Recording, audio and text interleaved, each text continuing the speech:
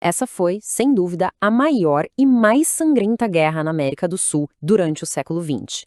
Um conflito absolutamente devastador, travado num dos lugares mais inóspitos do mundo e que, mesmo assim, muita gente nem conhece. O custo em vidas humanas é simplesmente assombroso. A gente está falando de 60 mil soldados bolivianos e 30 mil paraguaios mortos. E o pior, muitos nem morreram em combate, mas de doenças, de sede.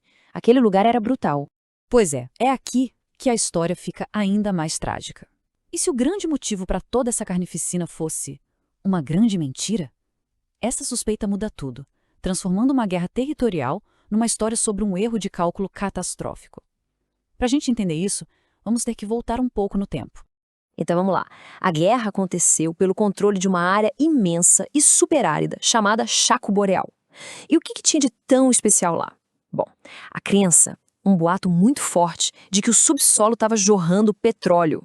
Olha só que loucura, de 1932 a 1935, as duas nações mais pobres da América do Sul naquela época resolveram entrar em guerra por esse território. A Bolívia, completamente desesperada e acreditando nesses rumores de petróleo, apostou tudo o que tinha. Mas claro, uma guerra desse tamanho não começa do dia para a noite. Essa tensão sobre o Chaco, ela já vinha crescendo, sabe? Por décadas, o palco estava sendo montado para essa tragédia. Tentaram resolver na conversa, várias vezes, mas não deu certo.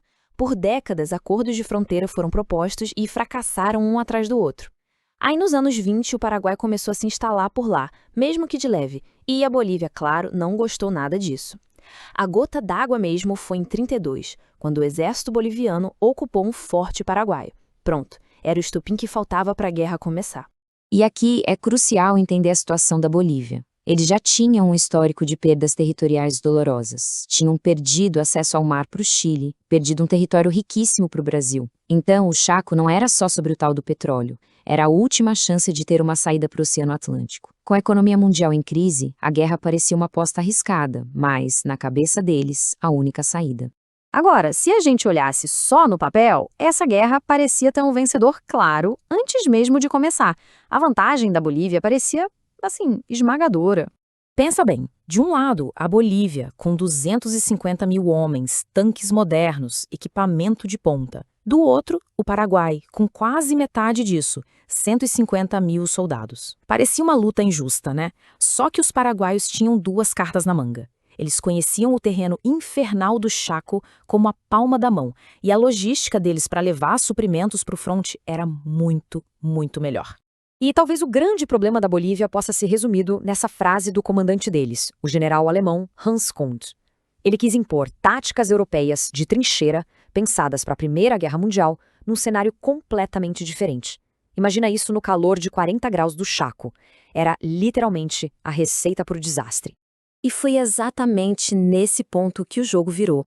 O Paraguai, o suposto azarão, começou a mostrar que inteligência e adaptação podiam sim superar a força bruta.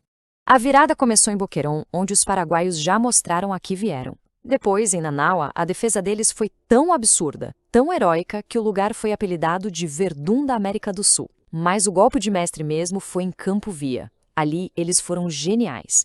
Interceptaram as mensagens de rádio bolivianas, prepararam uma emboscada e simplesmente cercaram e aniquilaram boa parte do exército inimigo de uma vez só. O resultado disso tudo é chocante. Dá uma olhada nesses números. Apesar de ter um exército bem menor, o Paraguai causou o dobro de baixas na Bolívia. Aquela estratégia boliviana de força bruta simplesmente se desfez contra a inteligência e a garra paraguaia. Bom, em 1935, a guerra finalmente acabou com um cessar-fogo. O Paraguai tinha ganhado no campo de batalha. Mas o pior, a revelação mais trágica de todas, ainda estava por vir.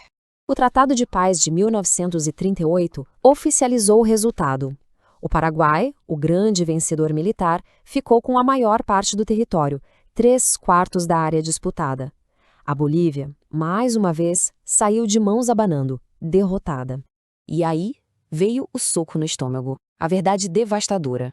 Depois de tudo, depois de tanta morte, a exploração geológica na região confirmou: não tinha petróleo significativo no Chaco. Aquelas 90 mil vidas, a economia de 2 países destruída, tudo por absolutamente nada. A Guerra do Chaco fica como um lembrete sombrio, né, de como o desespero de uma nação, misturado com uma informação falsa, pode levar a uma catástrofe inimaginável.